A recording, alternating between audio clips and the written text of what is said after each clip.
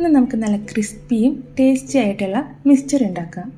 അതിനായിട്ട് 1 കപ്പ് വറുത്ത അരിപ്പൊടിയാണ് എടുത്തിട്ടുള്ളത്. നൈസായിട്ട് പൊടിച്ചെടുത്ത അരിപ്പൊടിയാണ് വേണ്ടത്. അപ്പം ഇടിയപ്പത്തിനൊക്കെ എടുക്കില്ലേ, അതുപോലെയുള്ളത്. അതേ കപ്പിൽ തന്നെ 2 കപ്പ് അളവ് കടൽമാവ് എടുത്തിട്ടുണ്ട്. 2 ടീസ്പൂൺ മുളക് പൊടി. എരിവ് കുറവ് മതിയെങ്കിൽ കാശ്മീരി മുളക് പൊടി ചേർത്താൽ മതി കേട്ടോ. 1/4 ടീസ്പൂൺ മഞ്ഞൾപ്പൊടി, 1/4 ടീസ്പൂൺ കായപ്പൊടി, 1/2 ടീസ്പൂൺ ഉപ്പ്. എല്ലാം കൂടി നന്നായിട്ട് മിക്സ് ചെയ്തെടുക്കാം. ഇതിലേക്ക് വെള്ളം ഒഴിക്കുമ്പോൾ ശ്രദ്ധിക്കണം കേട്ടോ.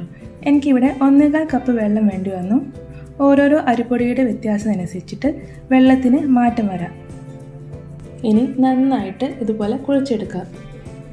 കുഴച്ചെടുക്കുന്ന സമയത്ത് ഉപ്പിൻ്റെ അളവ് നോക്കിയ ശേഷം ആവശ്യമുണ്ടെങ്കിൽ കുറച്ചുകൂടി ചേർത്തിട്ട് കുഴച്ചെടുക്കാവുന്നതാണ്. നമ്മൾ വറുക്കാൻ ഉപയോഗിക്കുന്ന എണ്ണ 1 ടേബിൾ സ്പൂണും കൂടി ഒഴിച്ചു കൊടുത്തിട്ട് ഒന്നുകൂടെ നന്നായിട്ട് കുഴച്ചെടുക്കാം.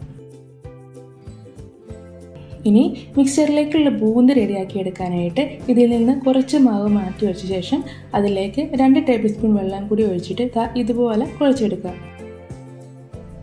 പാത്രം വെച്ച് എണ്ണ നന്നായിട്ട് ചൂടായ ശേഷം 3-4 വെളുത്തുള്ളി ചതച്ചിട്ടിട്ട് വറുത്തെടുക്കാം. ഇനി കുറച്ചധികം കറിവേപ്പില ഇട്ട് കൊടുത്ത് വറുത്ത് കോരിയ ശേഷം ഇടിയപ്പത്തിൻ്റെ ഏറ്റവും ചെറിയ ഈ അച്ചിട്ടിട്ട് മാവ് നിറച്ച ശേഷം എണ്ണയിലേക്ക് ചുറ്റിച്ചു കൊടുക്കുക.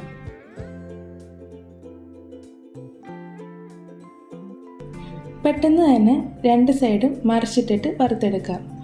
ഒരുപാട് നേരം എണ്ണയിലിട്ട് വറുത്തെടുത്താൽ അതിൻ്റെ ടേസ്റ്റ് മാറാൻ ചാൻസ് ഉണ്ട്. അതുകൊണ്ട് പെട്ടെന്ന് തന്നെ വറുത്തെടുക്കാവുന്നതാണ്.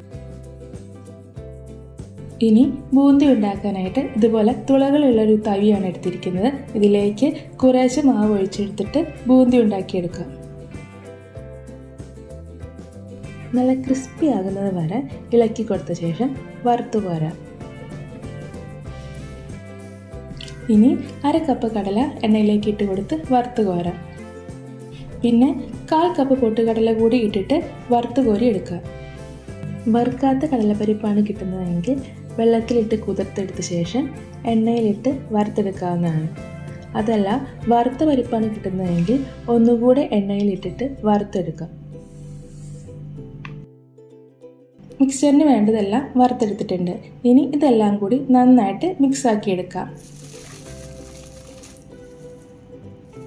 നമ്മുടെ നല്ല ക്രിസ്പിയും ടേസ്റ്റി ആയിട്ടുള്ള മിക്സ്ചർ റെഡി ആയിട്ടുണ്ട്.